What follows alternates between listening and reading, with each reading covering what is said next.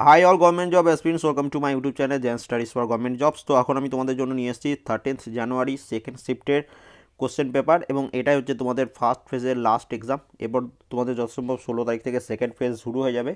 তো দেখে নাও কেমন কেমন প্রশ্ন এসেছিলো, এবং যাদের সেকেন্ড শিফটে এক্সাম ছিল অবশ্যই তোমরাও এক্সাম দেখবে, এবং এর বাইরে এক্সট্রা যে প্রশ্নগুলো রয়েছে সেগুলো একটু কমেন্ট করে দেওয়ার চেষ্টা করবে। তাহলে আজ রাতে যখন ফার্স্ট শিফট এবং সেকেন্ড শিফট মিলে যখন কোশ্চেনগুলো দেবো, তখন তোমরা একসাথে সব কোশ্চেনগুলো কালেক্ট করে নিতে পারবে। এবং কি বলে, এই প্রশ্নগুলো দেখার সময় যদি মনে হয় কোনো প্রশ্ন গড়বড় রয়েছে, তো সেটাও একটু কমেন্ট করে দেবে, মানে আমাকে কারেকশন করে দেবে। ওকে, আমি সেটাও তাহলে ঠিক করে নেবো।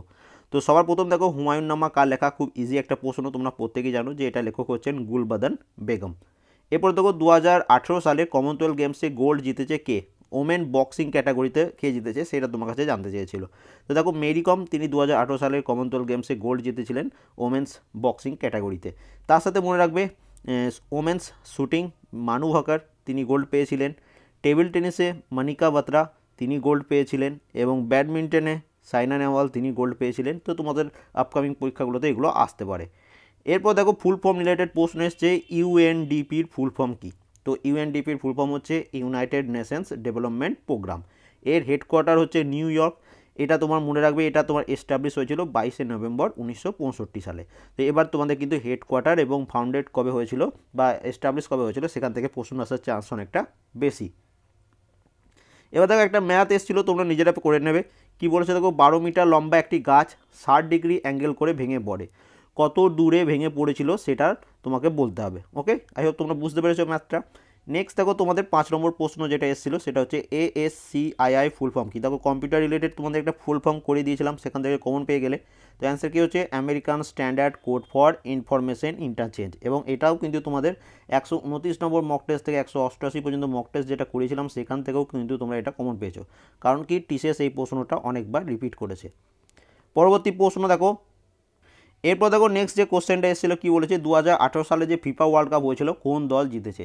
তো 2018তে যে ফিফা ওয়ার্ল্ড কাপ হয়েছিল সেটা জিতেছে ফ্রান্স, এটা দ্বিতীয়বার জিতেছে। এবং এটা হোস্ট করেছিল 2018 রাশিয়া, এটা মনে রাখো তোমাদের পরীক্ষায় আসতে পারে। রানার্স আপ হয়েছিল ক্রোয়েশিয়া, থার্ড প্লেসে ছিল বেলজিয়াম।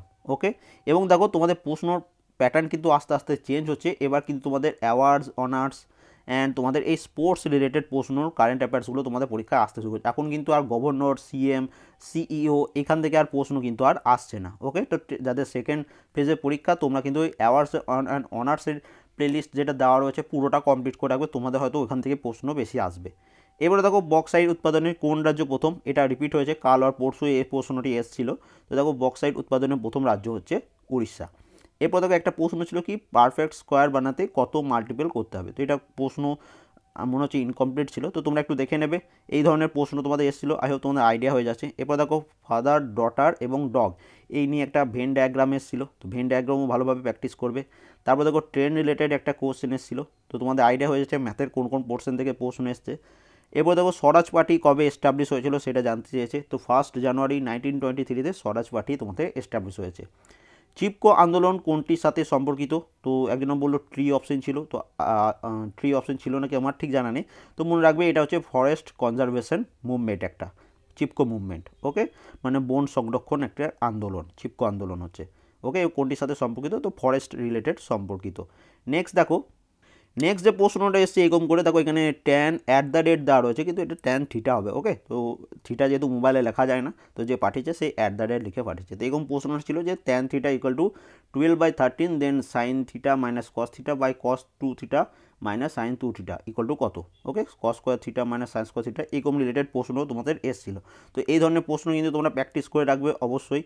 এরপর দেখো, 2019-এর কোন এয়ারক্রাফট কোম্পানি পরিষেবা বন্ধ করে দেয়? তো অ্যান্সার কী হবে, জেট এয়ারওয়েজ শাট ডাউন হয়ে যায়। তারপরে দেখো, আর একটা অ্যাওয়ার্ডস অ্যান্ড অনার্স থেকে আবার একটি প্রশ্ন এসেছে যে কোন দেশ প্রধানমন্ত্রীকে জায়দে অ্যাওয়ার্ড দিয়েছে? ম্যাক্সিমাম কিন্তু 2019-এর প্রশ্নগুলোই কারেন্ট অ্যাফেয়ার্সগুলো আসছে। তো এটা অ্যান্সার কি, ইউএই, ইউনাইটেড আরব এমিরেট।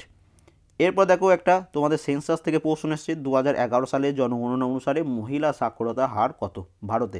তো ভারতে 2011 সেন্সাস অনুযায়ী মহিলা সাক্ষরতার হার হচ্ছে 65.50%। যদি পুরুষ সাক্ষরতার হার জানতে চাই, 82.10%। এবং ওভারঅল আমাদের ভারতের সাক্ষরতার হার হচ্ছে 74.04%। তো এগুলো সব মনে রাখবে, তোমাদের আপকামিং পরীক্ষায় আসতে পারে। মহিলা অগ্রাধিকার কোনটিতে দেওয়া হয়? তো আমরা জানি পঞ্চায়েতি রাজ এখানে 33% রিজার্ভেশন থাকে। ওকে, কোনো স্টেটে আরও একটু বেশি থাকে, কিন্তু ম্যাক্সিমাম স্টেটে 33% রিজার্ভেশন ফর পঞ্চায়েতি রাজ ওমেন্সদের জন্য। এরপর দেখো খুব ইজি একটা প্রশ্ন এসছে, 1969-এ 1969 সালে কতগুলি ব্যাংকে ন্যাশনালাইজ বা জাতীয়করণ করা হয়েছিল? তো 14টি ব্যাংকে জাতীয়করণ করা হয়েছিল। এখানে আমি একটা কথা বলতে চাই, যারা গ্র্যাজুয়েশন লেভেলে এনটিপিসির জন্য অ্যাপ্লাই করেছো, তোমরা প্রত্যেকে আই হোপ ওয়েস্ট বেঙ্গল থেকে যারা রয়েছে তোমরা সবাই কিন্তু ডাব্লিউবিসিএসের প্রিপারেশন নাও। তো ডাব্লিউবিসিএসের তোমাদের যে কোশ্চেনটা রয়েছে প্রিলিমসের জন্য, যেটা বলছি ইন্ডিয়ান ইকোনমিক্স এবং ইন্ডিয়ান কনস্টিটিউশন, এইটা যে 2006 সাল থেকে 2020 সাল পর্যন্ত প্রিভিয়াস ইয়ারগুলো কমপ্লিট করে নেবে।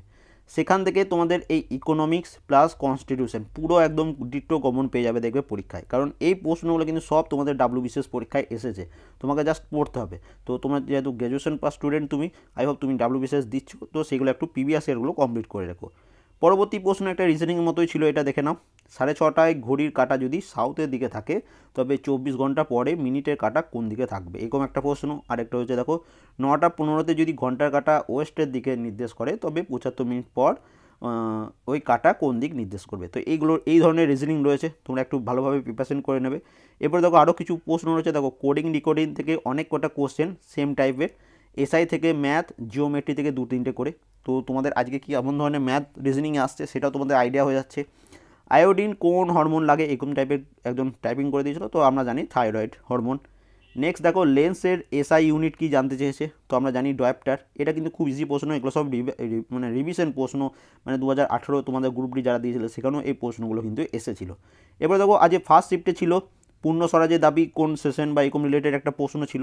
এখন দেখো সেকেন্ড সিজনে তোমাদের শিফটে যে প্রশ্নটা এসেছে যে পূর্ণ স্বরাজের দাবি কত সালে, তো 1929 লাহোর সেশন। হ্যাঁ, তোমাদের ফার্স্ট শিফটে যেটা এসেছিলো যে এই যে লাহোর সেশন হয়েছিল এটা সভাপতিত্ব কে করেছিল, এখন এসছে এখানে এই পূর্ণ স্বরাজের দাবি কত সালে হয়েছিল, 1929 লাহোর সেশন। তো Indian national Congress most important একটা টপিক, যেখানে প্রত্যেক শিফটে প্রশ্ন আসছে। এরপর দেখো আরও কিছু প্রশ্ন রয়েছে, খোসাবিহীন ফল কোন প্রকার উদ্ভিদের বৈশিষ্ট্য, তো জিমনোস্পার্ম। ওকে, এবার দেখো হিন্দ স্বরাজ কার লেখা, এটা এসেছিলো খুব ইজি প্রশ্ন, রিপিটেড প্রশ্ন, অ্যান্সার কী হচ্ছে মহাত্মা গান্ধী। তো আজকের শিফটের প্রশ্ন কিন্তু তুলনামূলক অনেকটা ইজি কালকের তুলনায়, কালকে কিন্তু অনেক স্ট্যান্ডার্ড প্রশ্ন ছিল। এরপর দেখো ব্রোঞ্জ নটরাজের যে ব্রোঞ্জ মূর্তি কোন সাইটে পাওয়া গেছে, তো অ্যান্সার কী হবে মহেঞ্জোদারোতে পাওয়া গেছে। ভারতের নেপোলিয়ান কাকে বলা হয়, সমুদ্রগুপ্তকে বলা হয় ভারতের নেপোলিয়ান। ঐতিহাসিক V.A. স্মিথ তাকে ভারতের নেপোলিয়ান আখ্যা দিয়েছেন, এটাও তোমাদের কোনো একটা শিফটে চলে আসতে পারে। জালিয়ানওয়ালাবাগ কোথায় অবস্থিত, তো আমরা জানি অমৃতসরে। আর একটা প্রশ্ন, জালিয়ানওয়ালাবাগের হত্যাকাণ্ড কোথায় হয়েছিল, এটাও জেনে রাখো 1919 সালে হয়েছিল, অমৃতসরেই হয়েছিল, সালটাও মনে রাখো। ওকে, 13 এপ্রিল ডেটটাও মনে রাখবে। এবার দেখো কম্পিউটার কোন ল্যাঙ্গুয়েজে প্রসেসিং করে, তো বাইনারি ল্যাঙ্গুয়েজ। পরবর্তী প্রশ্ন দেখো নিম্নোক্ত কে খসড়া কমিটির সদস্য ছিল না, যেহেতু অপশন আমার জানা নেই সেই জন্য খসড়া কমিটির যারা যারা মেম্বার ছিল সেটা বলে দিচ্ছি, তোমরা একটু দেখে নাও। তো টোটাল মনে রাখবে সাতজন মেম্বার ছিল ড্রাফটিং কমিটি বা খসড়া কমিটির। কে আল্লাদিয়া কৃষ্ণস্বামী আইয়ার। ওকে, এরপর দেখো N. Gopalaswami, B.R. Ambedkar, K.M. Munshi, Mohammad Saadullah, B.L. Mitter and D.P. Khaitan.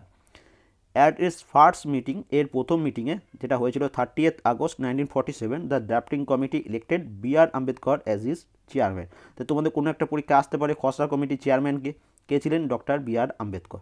এই ডিটেলসটাও তোমরা মনে রাখো। আর 2-3টে প্রশ্ন রয়েছে, দেখে নাও। Cell reaction energy given by, তো ATP।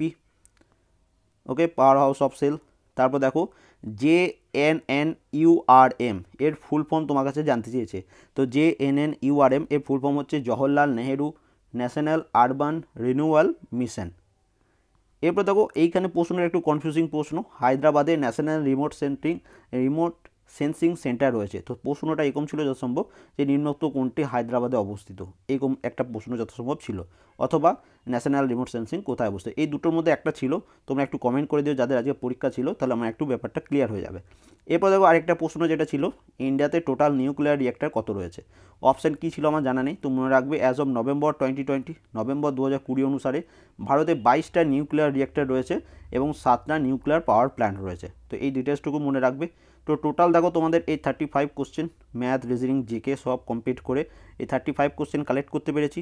যাদের যাদের পরীক্ষা ছিল কেমন পরীক্ষা হয়েছে অবশ্যই জানিও। এই প্রশ্নগুলোর বাইরে যে প্রশ্নগুলো এসছে সেগুলো একটু কমেন্ট করে দেবে। এই প্রশ্ন যদি কোনো প্রশ্ন তুমি কারেকশন করতে চাও সেটাও কমেন্ট করে দিও, আমি কারেকশন দেখে নেবো। And thank you for watching.